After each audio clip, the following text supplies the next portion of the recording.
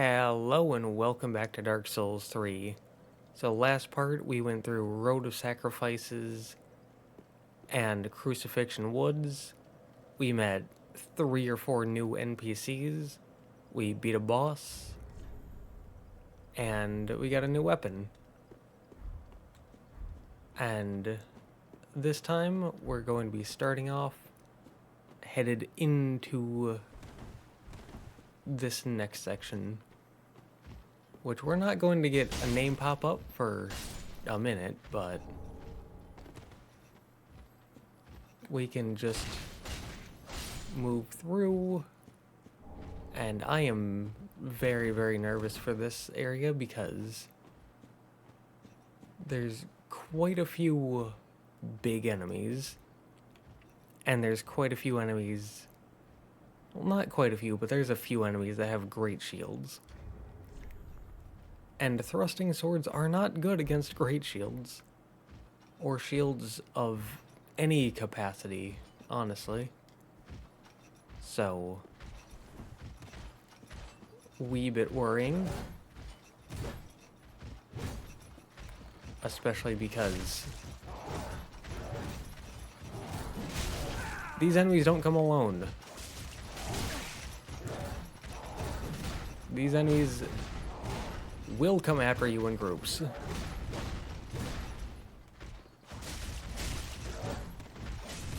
And they have poise.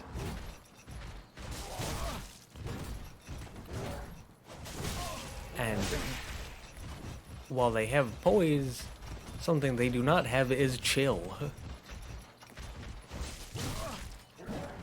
They will chase you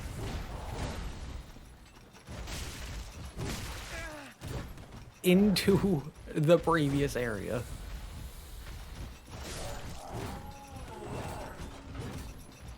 And they'll just keep going. Like I said, they have no chill. They chased us beyond the bonfire. Which, for hard-hitting weapon classes like greatswords, that's not really a problem because you can just poise break them. But you cannot do that. Hello. But yeah, you can't do that with, like, piercing swords and daggers. And these smaller weapon classes. I rolled too early. Nope. Nope. You will be curing nothing. But something,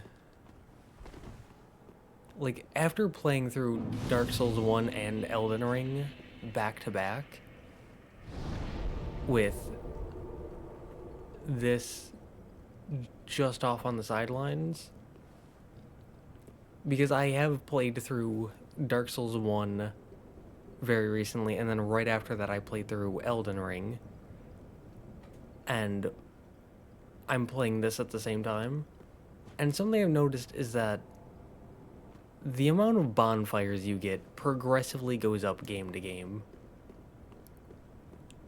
Like, if this was Dark Souls 1, those 3 would all be one-time only enemies, and there'd be no bonfire here. But oh, that did no damage. Well, we can do it a lot, at least.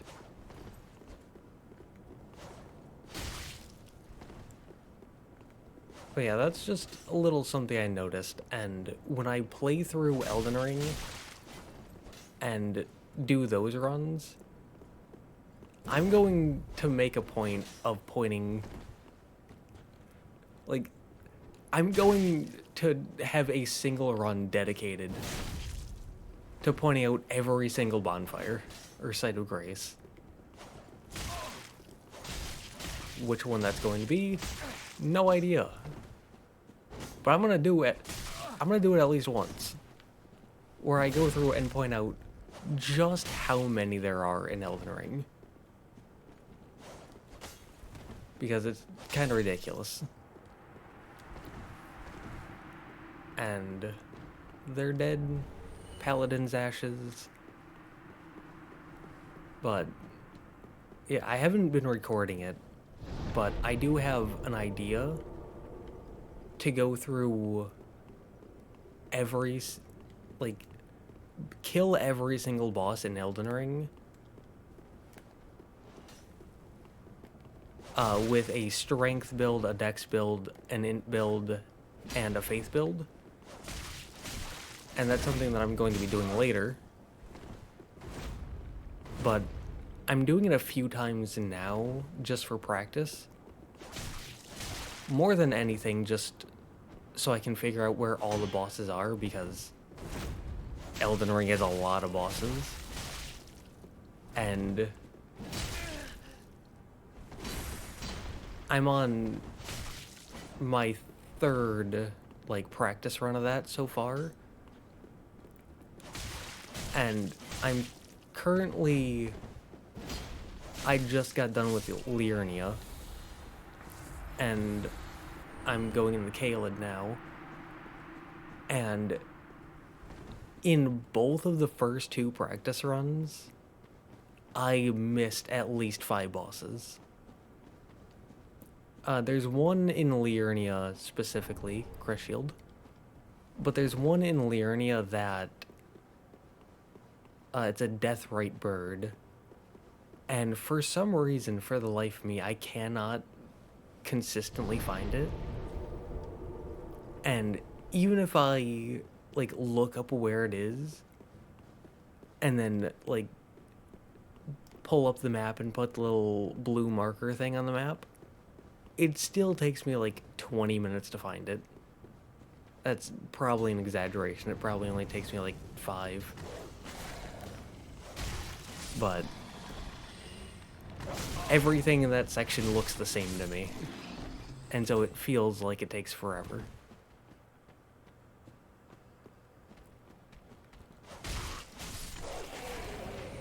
And so I'm just getting a few practice runs in so I can properly figure out where all the bosses are. And in this most recent practice run, while I was going through Stormville Castle, it really hit me hard just how many Sites of Grace were in Stormville Castle specifically.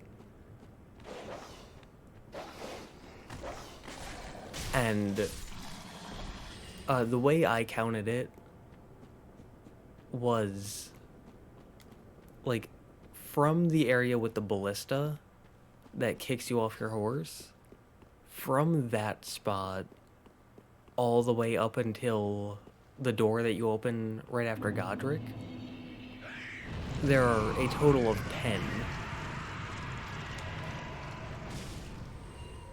There are a total of 10 Sites of Grace in that section. And I was thinking about how Dark Souls 1 does its, like, bonfire selection. I don't know what else you would call it, but how Dark Souls 1 chooses where to place bonfires. And Estus Shard.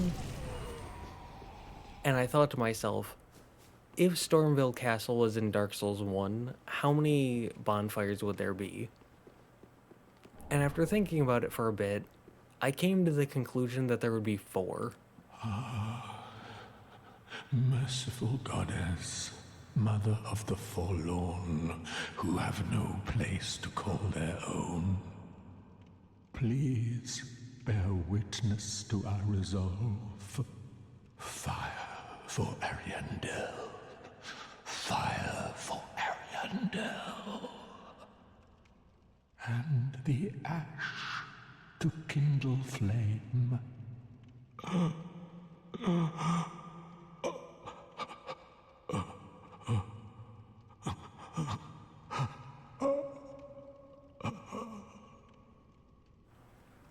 So, something I mentioned in the previous run with Halberds was that I didn't have the DLC for PC. that I had it on console, but not on PC. I'm on PC. So, as you can probably tell, I got the DLC.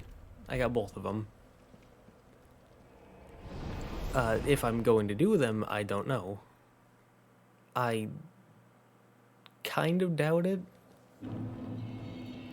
Just because of how hard the DLCs are, and how I'm still kind of de-rusting on this game, and thrusting swords are not very good. Ah.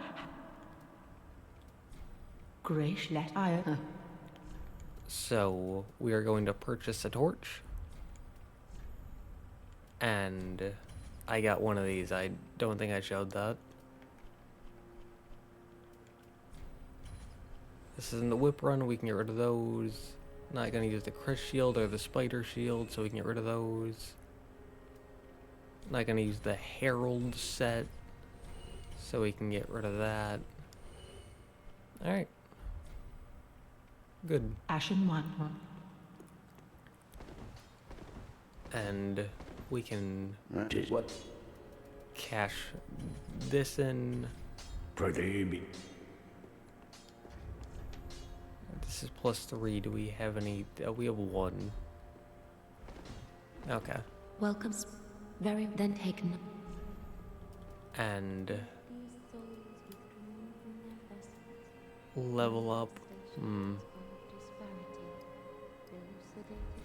Farewell, Ashen One.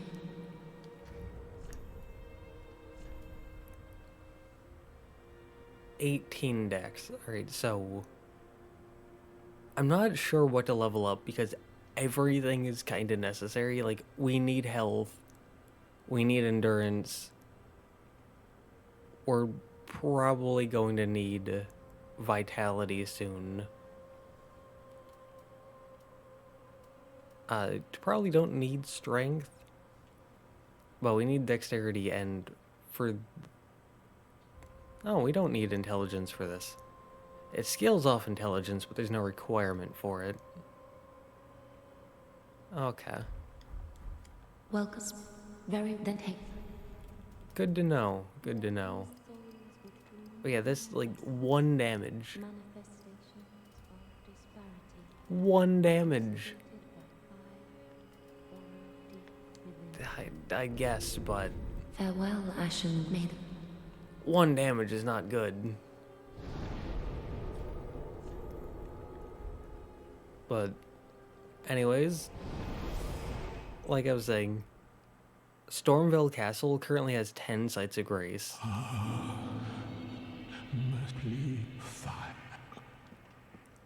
I don't know if he's gonna say that every time. If he does, then we can talk to him once. Or we can just not and let him go on his little speech. Because why not?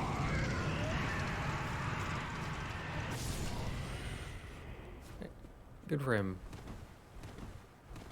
But, like I said, it could really be cut down from 10 to 4. And remember, Stormvale Castle, I mean, it's not small, but it's not, like, massive. And so, when I realized that it had 10 sites of grace, it just really threw me off. Because, again, I can see it only having 4. And before that run, if you had asked me how many sites of grace does Stormville have, I probably would have said like 6. Because, again, it's not like a massive, massive area. It's pretty big, but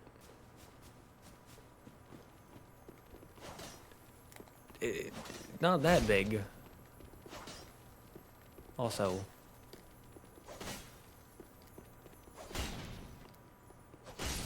thank you for running for half an eternity, but man, thrusting swords are not good for killing those things.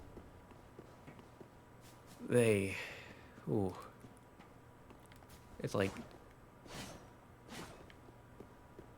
If you lock on, you will miss. And they're pretty small and skittery. And so it's like, you have to play locked off. You have to aim straight down.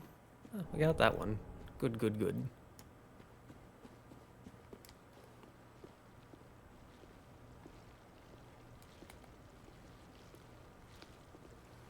But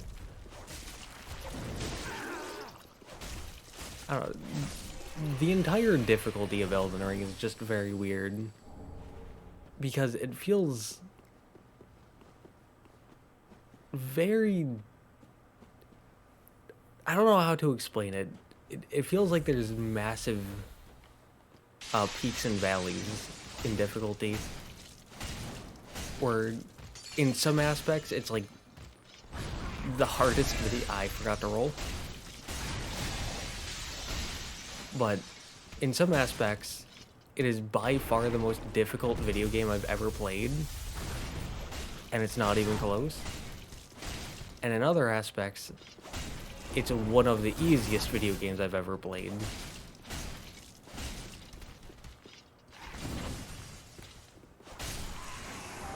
And there are some aspects where it's extremely difficult until you figure out some kind of trick, and then it becomes mind-numbingly easy. And so there are just these massive peaks and valleys. Whereas games like Bloodborne and Dark Souls 3, Gale, they feel a lot more consistent in their difficulty. And I appreciate that.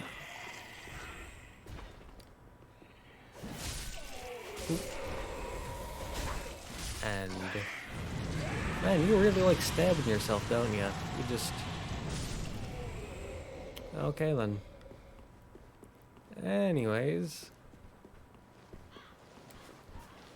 this area, those things infinitely respawn, by the way, so if you want an infinite amount of souls and you can go a very long time, something just died, without going back to the bonfire, you can just sit here and kill these guys forever. But they don't give a whole lot. They give like 24 souls apiece. Now, this greatsword that we've got, the Executioner's, it has a unique property.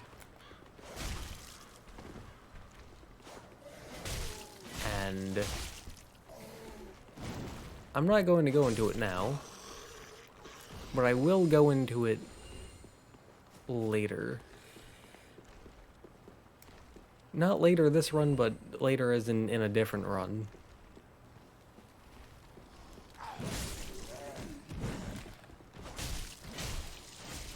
Probably when I do greatswords.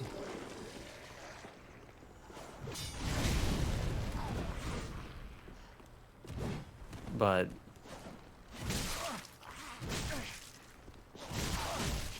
ow. Chill. Chill. Chill. Chill. Chill. Chill. Chill. Chill.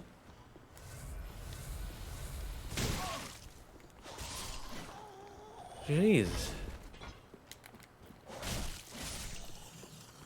I don't kill many enemies, but you attack me, you die. Anyways, over there you can see a tower. And the friendly giant is on it. But we can come down here, we can kick this. Now that the no-chill enemy is dead, we can take a breather. But I'm someone who really likes secondary effects on my equipment. I'm a big fan of that, especially passive healing. And there it is. You missed. You missed again.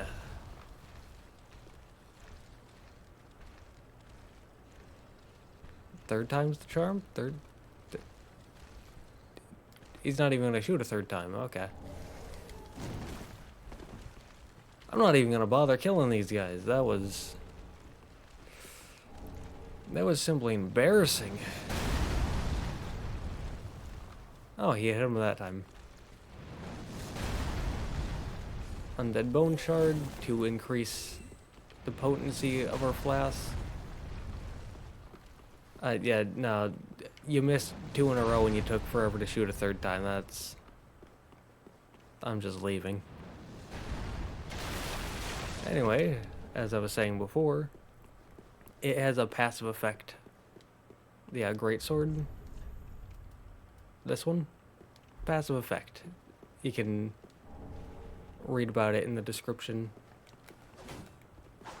And I'm someone who really likes that. And so if you're someone who also really likes that, then it might be worth checking out. It is not passive health regeneration though, which is very sad. But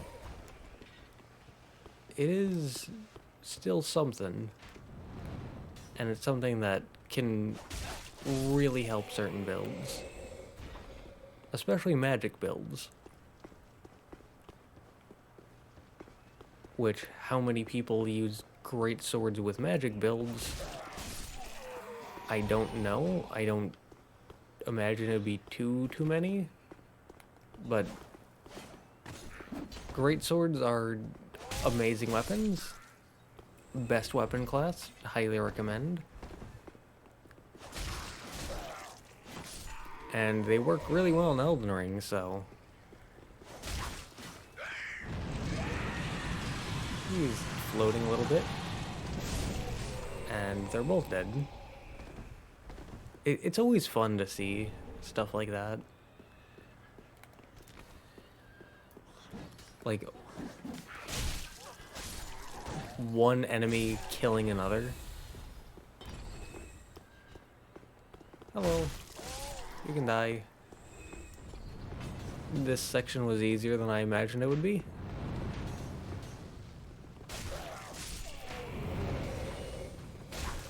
I mean, maybe that's just... I thought you were going to attack. Thank you for not attacking. But maybe that's just how thrusting swords are in this game. I buried too early.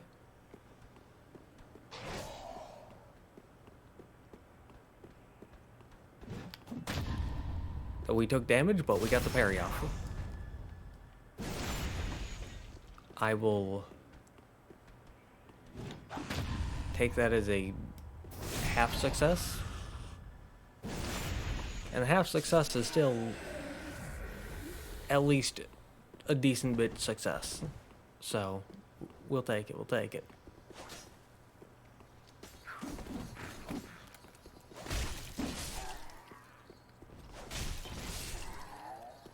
But these things are fast and like to skitter back a lot and like to move around to the side a lot. So I thought that this, which has a hard time going down, especially when locked on, and doesn't swing sideways very well, I thought it was going to be a tough time, but thankfully 'twas not.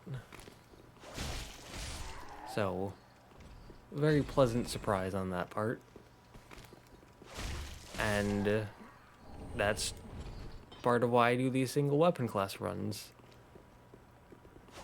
Because it helps get rid of those silly little notions that people can have in their heads of like, oh, this is generally what you think about when someone brings up this weapon class, therefore it must be good in this situation, when maybe it's not. Or, oh, it's not typically known for this, and so therefore it must be bad in these situations. Well, that's not always the case. And, well, yeah, very easy for them to get caught. And I'm not going to try to parry that. You have a giant mace. Use your giant mace. Don't smack me with a book. Hey. I never use these, so there's no reason to come over here besides the souls. But, moving on. I thought that this was going to be bad against those guys because of the reasons I explained already, but I was pleasantly surprised. But I thought that it'd be good against these guys since I don't like the noises coming out of that direction.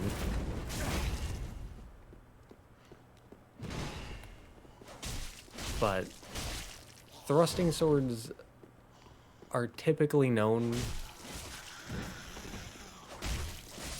for, like, being one-on-one combatant weapons. And so I assumed, since these things aren't, like, great shield wielders, since they're your-sized, and they don't have a ton of poise, turn this corner and you'll be fine. But I assumed it'd be good against those guys. But not really. Not terrible against them. But not really good against them. So, pleasantly surprised in one aspect. Slightly disappointed in another aspect. There's a guy around this corner. And the question is, and the answer is no. I was gonna say, do we try to parry him? But I don't know the timing for that running attack.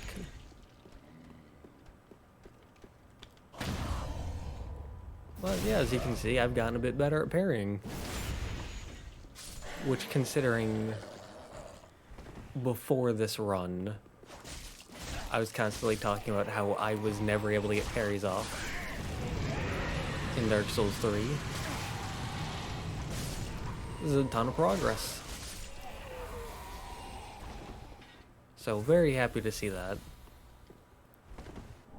And my upload, like my recording schedule and my upload schedule are a bit different because as of recording this, I've already done all of my Dark Souls 1 single weapon class runs. And we can just run past that. But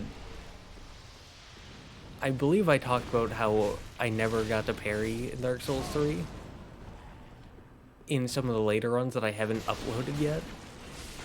And so it's going to be... Some people may find it a little confusing that I play Dark Souls 1, or I play Dark Souls 3 here, and get some parries off, and then later down the line upload Dark Souls 1 where I say I've never parried before in Dark Souls 3. But there's, like, that's the reason for that.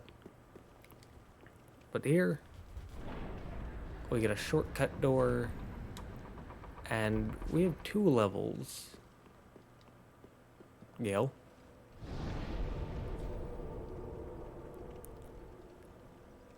And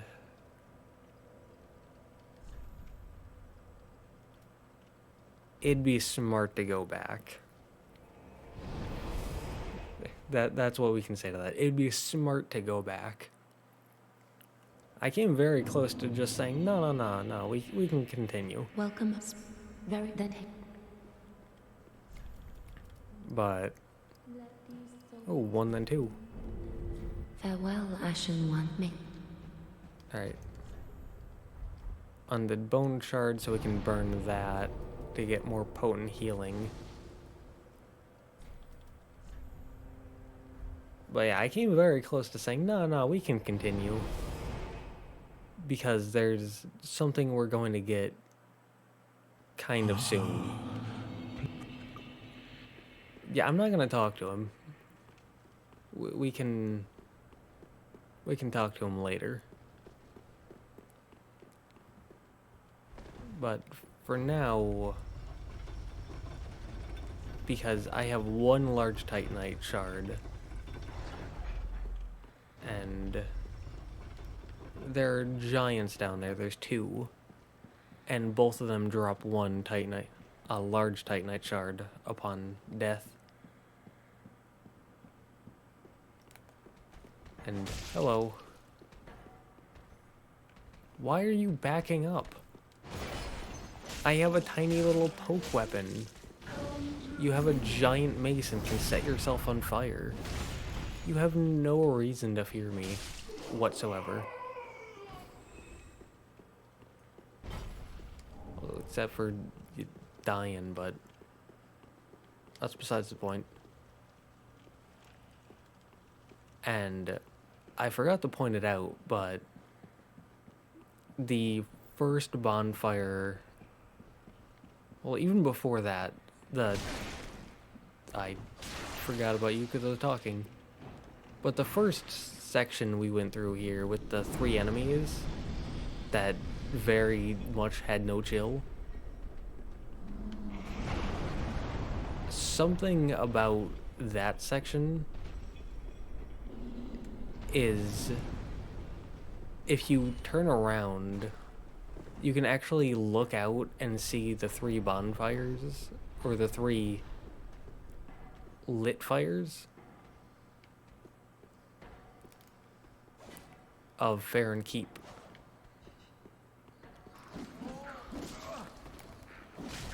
And again, you could see I was trying there. I was really trying. But thrusting swords just are not conducive to swinging down.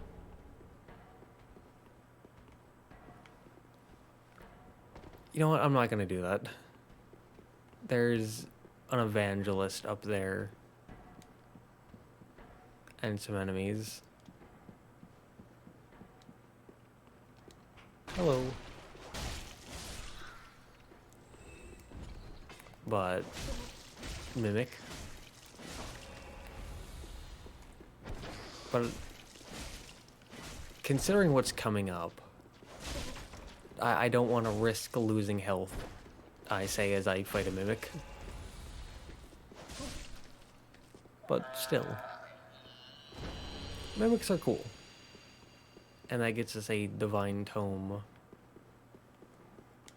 for arena. And there's a knight there. Hopefully he doesn't come after us. Now I'm skipping a few things, mostly because they're inconsequential, and I can skip them partially because Longfinger Kirk. And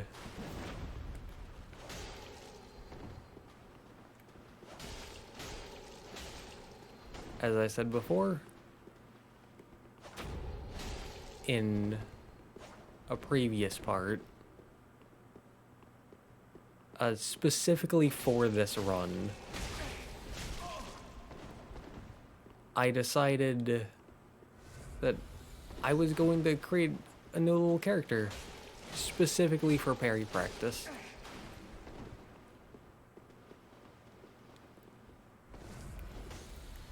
And what I found was that I am not good at parrying Kirk. At all. Yeah, like, on the parry practice character, Kirk almost killed me like 7 times. And I ran out of Estus fighting him. Because he's hard to parry. Whereas you saw there, 2-hand R1 spam, easy as can be. And I mentioned that before, that's kind of my problem with parrying Dark Souls 3, is it's just so difficult, at least against some enemies, for the reward that it gives you. Because there's just easier options that give the same, if not better, rewards. And that's another shortcut door back to the beginning. So we don't need to worry about that.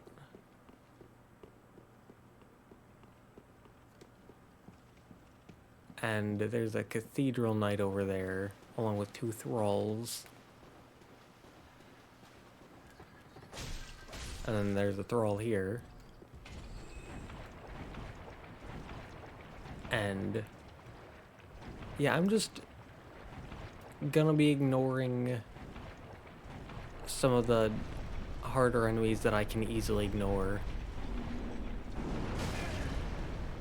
Ow. But yeah, here's a giant.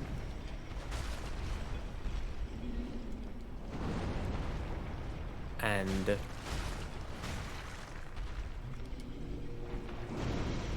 you may find it weird, but the giant, who we are the size of his foot, is actually significantly easier than the knight, who's like 8 feet tall.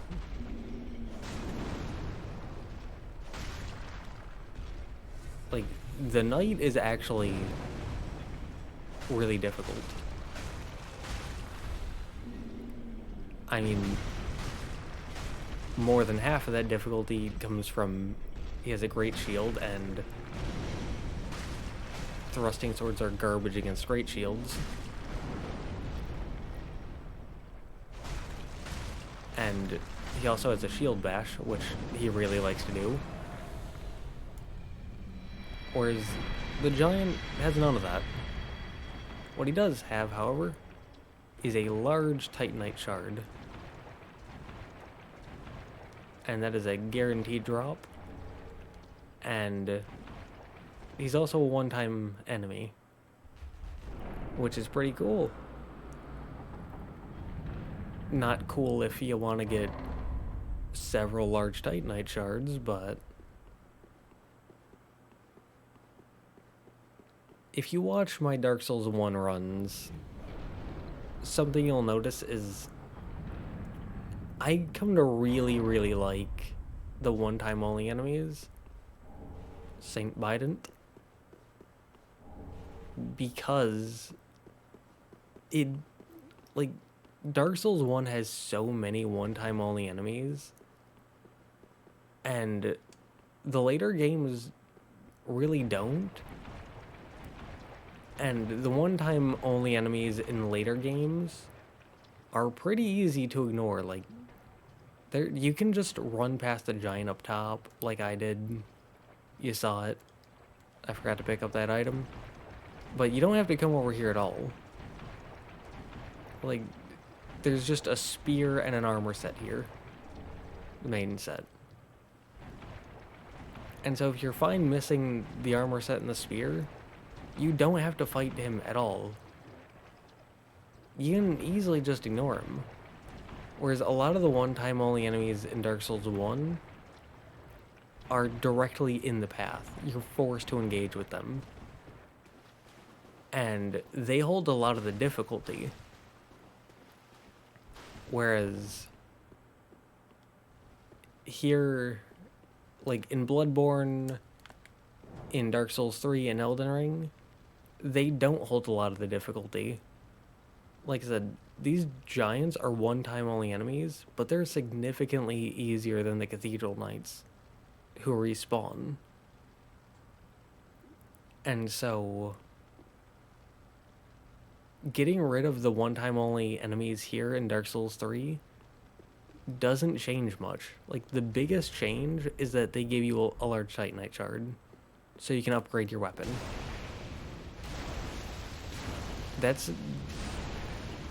Honestly, that's a bigger change than getting rid of them as an enemy. But in Dark Souls 1, a lot of the difficulty comes from the one-time only enemies. Meaning it's difficult the first run through because of those more difficult enemies. But once you kill them once, then it becomes significantly easier. And I think that does an incredible job of making the player feel the difficulty, but also making the player feel the progress that they make. Since once you take them out once, then going through the area again becomes much easier. Whereas the later games, since a lot of the difficult enemies respawn, whereas the one-time only enemies tend to be a bit easier, like more health, but easier to fight, you don't feel that progress as much. And I'm not saying that that's... Like, I'm not saying that these later games do it poorly, because if I thought these games were bad, I wouldn't be playing them. But that's just something special about Dark Souls 1 that I noticed that the later games don't do. But I don't see people talking about that aspect. Like, I didn't start playing Dark Souls 1 until, I believe, late 2022, early 2023. But I have been talking to people about Dark Souls 1 and why they think it's such a great game since, like, 2014, 2015. And I've never heard people bring up that point, ever. And there's two more back there, okay. But that's something I noticed quite a bit about Dark Souls 1, is my experience with it is very, very different from what I've heard a lot of people talk about in it. Like, get up here, because he de-aggroes and he goes back into his sitting position. But take, like, bosses, for example. Whenever I ask people about the great Dark Souls 1 bosses, I always got the same few answers of, like, Ornstein and Smough, Artorias, occasionally Gwyn. We have to get him up so that way these two little... Oh, there's three of them. But so that way these three little things can get in here. But you'd occasionally hear, like, Calamite or Manus. Or I've heard even, like, Asylum Demon a few times.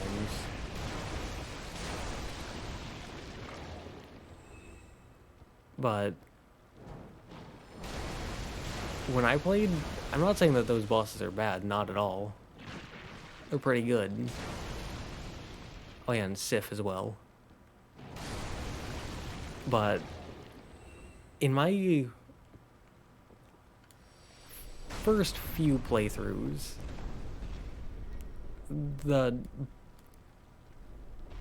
can you get through here? You can, yay. Alright, but like the boss that stood out to me the most on my first time fighting them was a boss that I had never even heard the name of before, and that was Sanctuary Guardian. And the reason they stood out to me so much was because a lot of, like, I break bosses down into two main categories of humanoid bosses and then non-humanoid bosses that I tend to call bestial bosses because of Bloodborne. And what I noticed is that a lot of the bosses that people consider to be great, especially in Dark Souls 1, are the more humanoid bosses. Like Ornstein and Smo, Artorias, Gwyn, like, very humanoid. And then a lot of the worst bosses tend to be very bestial. Like Bed of Chaos, Ceaseless Discharge, Centipede Demon, and over here, another large Titanite shard. But anyways, so there are a few exceptions to that rule. Like, Sif is non-human but very good. Quelaag is pretty good, and they obviously have a large spidery form. And so while there are a few examples, a lot of the lower end bosses were on the bestial side of things, whereas a lot of the high end bosses were on the humanoid side of things. But Sanctuary Guardian really stepped things up. They had a massive boost in quality and gave a really strong start to the Artorias of the Abyss expansion. And they're a bestial boss. But like I said, I've never heard a single person talk about them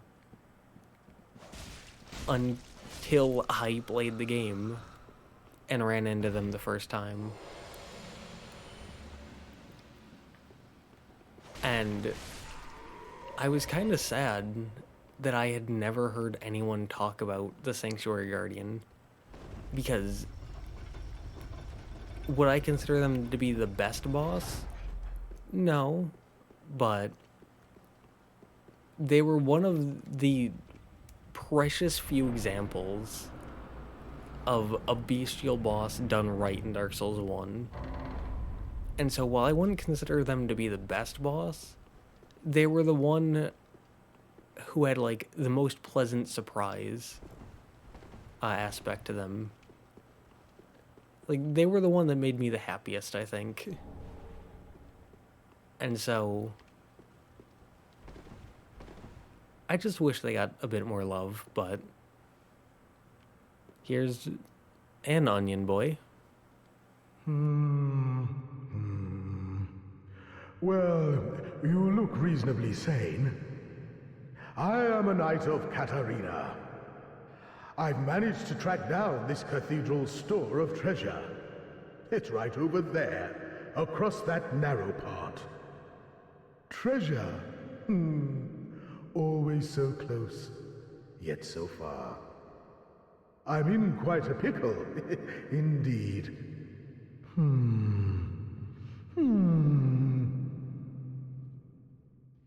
Just hold your horses a moment. I know. Treasure is so sorely tempting.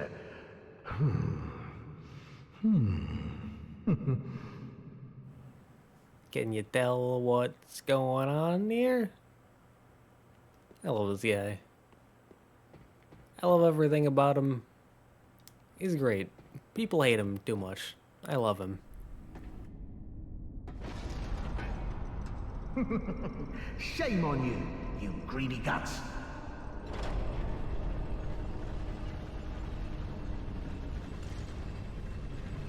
Thought you could outwit an onion. Well, say hello to the nice giant. He adores visitors.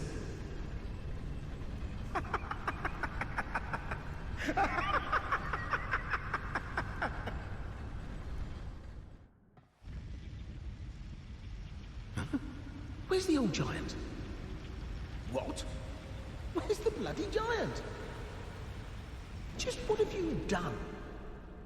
How dare you? Have you no shame? Damn, damn, damn, and damn, damn, damn. So, he pulls us down and then the giant over there walks over towards you. And we ruffled his feathers a bit, I suppose you can say. So, yeah, that's dialogue that you only get if you kill that giant. And I think that's pretty cool. Patches is another person that I really don't think they get enough love. Like, yeah, sure, he betrays you, and that's kind of his whole thing. But I found that he actually helps me quite a bit. Like, yeah, sure, it's shown as a betrayal.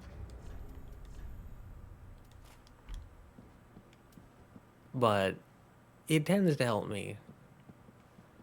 Not really this one here, but I'm gonna try to parry this guy. I was about to say, it worked reasonably well in the parry practice run.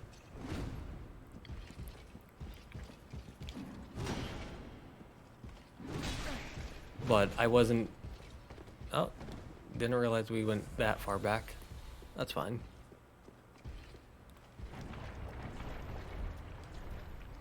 But I also wasn't recording then, so... Now, I use a different... Like, on top of doing a different weapon class each run, I do different armor and shields each run. This isn't the shield, either the shields for the run. And I'm not using it to shield, I'm just putting it on because it has a small HP regen. And as I mentioned before... Ooh. I'm a big fan of HP regeneration.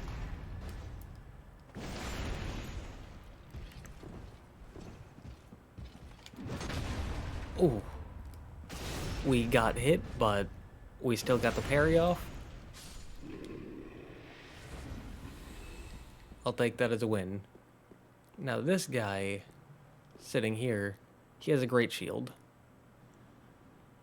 And I'm going to do something very stupid.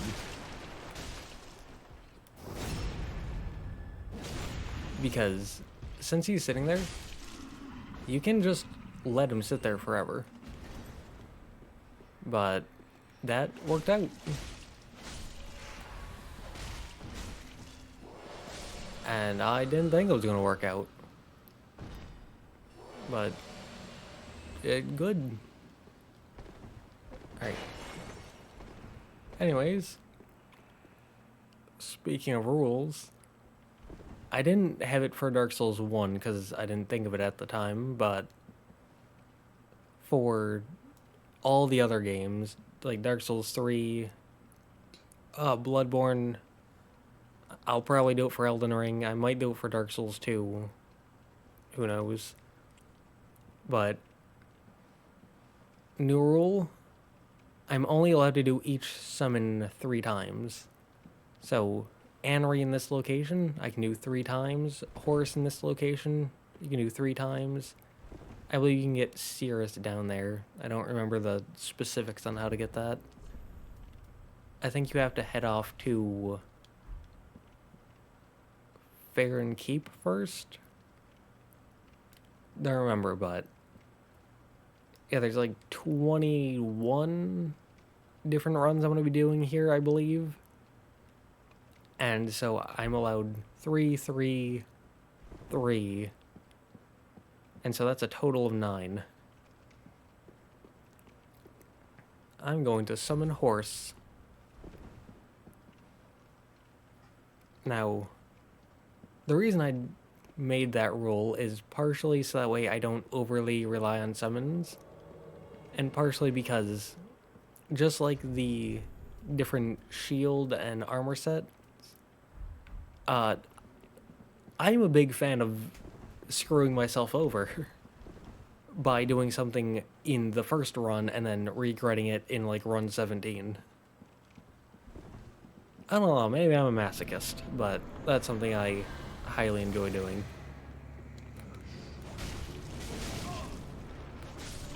And so, we're only allowed each summon 3 times. Thankfully that missed me.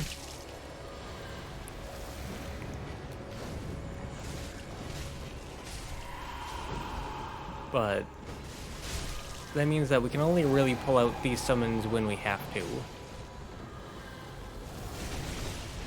And thrusting swords, pretty weak, very not good for crowd control. And this is kind of a you need crowd control kind of boss. So I was hoping to get a backstab. Yeah, like, we have no side slashing attacks. What are we going to do against this? Look, he's just pumping out heals. What can we do against that? We have no poise damage. That...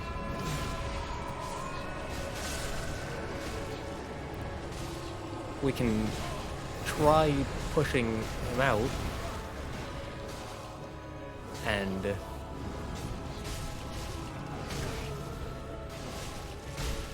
Ooh! Alright, good. Like, it's a small doll and solo Deacons of the Deep. Thank you, Horse. You have done us a wonderful service today. And then killing them at the Archdeacon set. And now quickly we can head off back to Fireling Shrine. And I think this is about time to end it. We didn't do all of the, for some reason, I cannot remember the name of the place. Cathedral of the Deep. I can only think of the name of the boss. But we can talk to these two first. Oh, and we meet again. We spoke before on the road of sacrifices. Anri of Astora. I'm well pleased to see you safe. We reached the Cathedral of the Deep, but Aldrich's coffin was empty. The man-eater must have left for his true home. The little doll in the empty coffin told me. Aldrich is said to hail from Irithyll in the Boreal Valley, an ancient fabled city. A pilgrim told me that the city lies beyond Farron Keep, and so becomes our destination. Alright, but we went through Cathedral of the Deep. We got some new stuff. We beat a boss. We got better at our parrying, and we were able to parry a ultra great sword wielding Cathedral Knight, so that's pretty cool. I'm very happy with that, and yeah,